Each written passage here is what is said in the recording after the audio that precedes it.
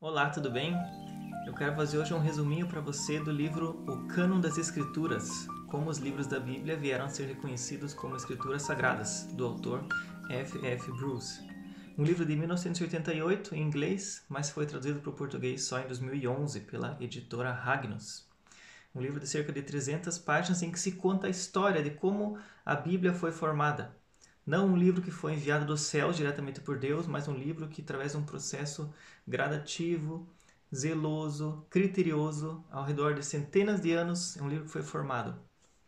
O livro conta como que o Velho Testamento foi aceito pelo judaísmo como sua religião, num processo também de centenas de anos, como a igreja cristã adotou depois a Bíblia dos judeus, a tradução da Septuaginta, né? O Velho Testamento trazido para o grego, como foi esse processo.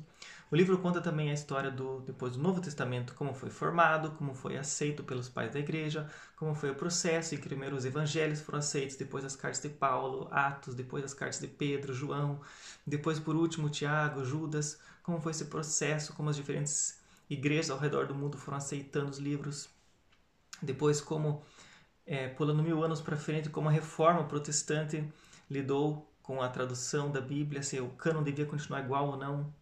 Sobre os livros apócrifos, por que eles estão lá. E depois, hoje, como a igreja lida com as escrituras.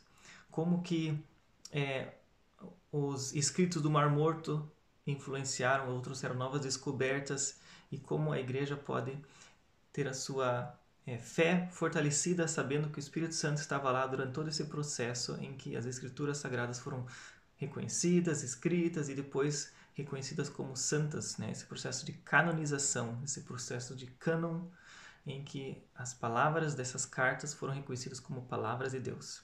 Recomendo esse livro, muito animador, muitos capítulos interessantes, vão te intrigando a maneira que você vai descobrindo como a história foi escrita. Muito obrigado por seu tempo, por assistir esse resumo. Deus te abençoe e até uma próxima.